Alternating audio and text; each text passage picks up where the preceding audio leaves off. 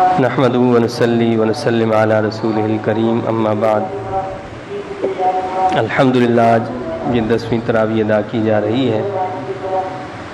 یہ 14ویں پارے کے نصف سے پارہ 15 مکمل جو ہے وہ اس میں تلاوت کیا جائے گا۔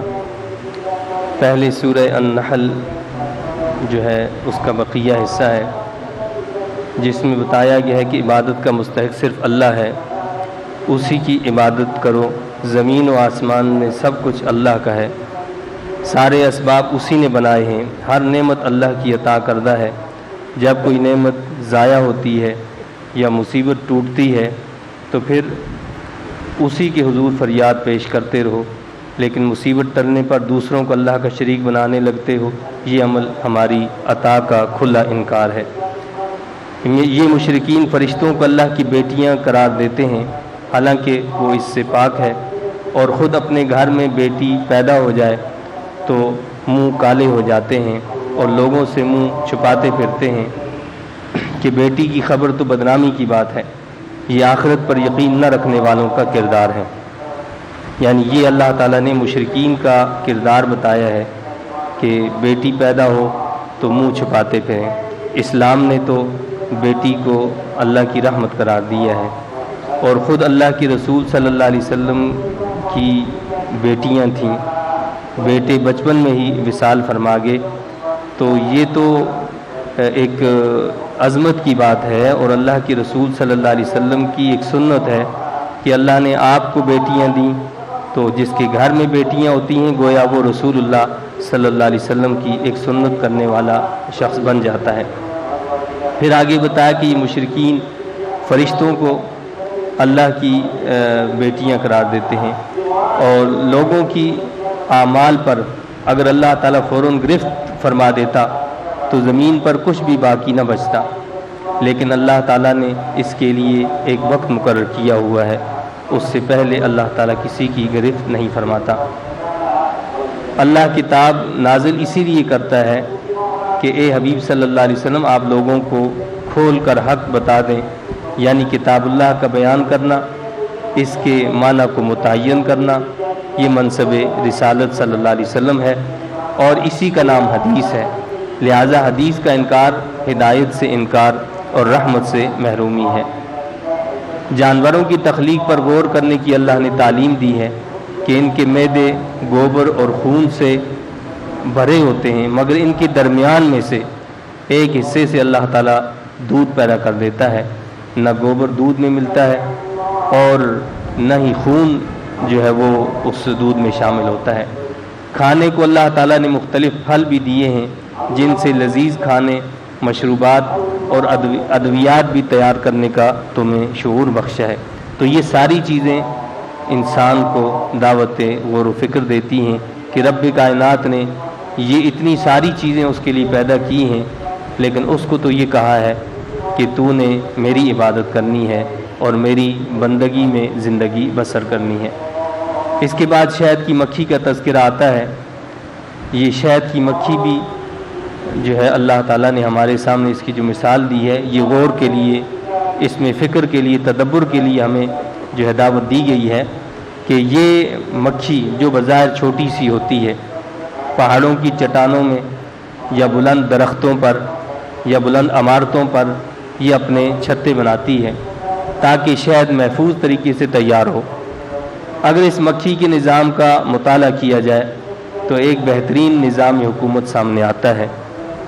تمام امور ملکہ کے ہاتھ میں ہوتے ہیں، جو نسبتاً ایک بڑی مکھی ہوتی ہے، چند ہفتوں میں ہزاروں انڈے دیتی ہے اور پھر پیدا ہونے والی مکھیوں کے فرائض اور ذمہ داریاں تقسیم کرتی ہے۔ بعض محافظ ہوتی ہیں، بعض کارکن ہوتی ہیں، اور کچھ نر مکھیاں غالباً آبادی کی زینت ہوتی ہیں۔ ایک چھتے میں عموماً 20 سے 30 ہزار گھر پائے جاتے ہیں، جو پیمائش، صفائی اور حسن میں اپنی مثال آپ ہی ہوتے ہیں۔ عقل انسانی حیران ہو جاتی ہے کہ یہ حقیر سی مخلوق رنگ برنگے پھولوں اور پھلوں سے ان کا رس چوس کر شہد بناتی ہے، جس میں لوگوں کے لیے اللہ نے شفا رکھی ہے۔ انسان کو اپنی تخلیق پر بھی غور و فکر کی دعوت دی گئی ہے کہ اللہ نے سب کو مال و دولت میں بھی یکساں پیدا نہیں کیا، کوئی مالک ہے تو کوئی غلام، جب مالک اور غلام برابر نہیں تو پھر خالق و مخلوق کیسے برابر ہو سکتے ہیں؟ تو یہ اللہ نے مثال دی، بتایا اللہ نے کہ اللہ نے سب کو ایک جیسا پیدا نہیں کیا، تو یہ بھی اس کا ایک نظام ہے۔ تو فرمایا کہ کسی کو ہم نے کیا کیا، مالک بنایا ہے، کسی کو مال دیا ہے، کسی کو نہیں دیا ہے۔ یہ اسی لیے دیا کہ اگر ایک شخص جو ہے اس کو اللہ نے مال دیا ہے، دولت دی ہے، پیسہ دیا ہے، تو دوسرے کو اللہ نے کوئی ہنر دیا ہے۔ آپ اگر ایک مکان بنانا چاہتے ہیں تو آپ کے پاس پیسہ ہے لیکن آپ مکان کو بنا نہیں سکتے، تو اس کے لیے اللہ نے ایسے لوگوں کو پیدا کیا جو مکان کو بنا سکیں۔ تو یہ رب کائنات نے اس نظام کو چلانے کے لیے یہ سارا کچھ کیا، لیکن ساتھ میں ہمیں یہ مثال بتائی اس لیے کہ دیکھو ایک مالک ہوتا ہے اور ایک غلام ہوتا ہے۔ غلام جو ہوتا ہے، آپ جانتے ہیں غلامی کا دور جب ہوتا تھا کہ انسان بھی بکتا بکاتا تھا، وہ بھی ایک مال ہوا کرتا تھا۔ تو فرمایا کہ غلام جو ہوتا ہے وہ خود اور اس کی جتنی چیزیں ہوتی ہیں وہ مالک کی ہوتی ہیں۔ اس کا مطلب یہ ہوا کہ مالک اور غلام دونوں برابر نہیں ہو سکتے، کیونکہ مالک کی تو ہر چیز اس کے مالک کی ہوتی ہے، لیکن مالک کی جو کچھ ہوتا ہے وہ اس سے بری ذمہ ہوتا ہے، اس سے پوچھ نہیں ہوتی ہے، یعنی غلام اس سے نہیں پوچھ سکتا ہے۔ تو اللہ نے فرمایا کہ یہ کیسی تمہاری عقل ہے کہ جب یہ بات تسلیم کرتے ہو کہ غلام مالک جیسا نہیں ہو سکتا اور مالک غلام جیسا نہیں ہو سکتا، تو پھر تم مختلف چیزوں کو، کہیں سورج کو، کہیں چاند کو، کہیں پتھروں کو، کہیں کس چیز کو خدا کے ساتھ شریک بناتے ہو اور کہتے ہو کہ یہ خدا کی خدائی میں شریک ہیں۔ تو ذرا عقل سے کام لو۔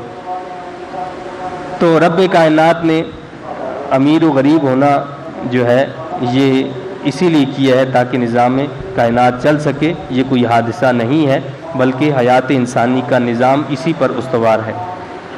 پرندوں کو ہوا کا سینہ چیرتے ہوئے دیکھو کہ کون ان کو تھامے ہوئے ہے، یعنی اس میں بھی اللہ نے غور و فکر کی دعوت دی ہے کہ یہ پرندے ہیں، یہ اڑتے ہیں، آخر ان کو اس ہوا میں کون تھامے ہوئے ہے، اور شدید ہوا کے اندر بھی وہ اپنا سفر جاری رکھتے ہیں۔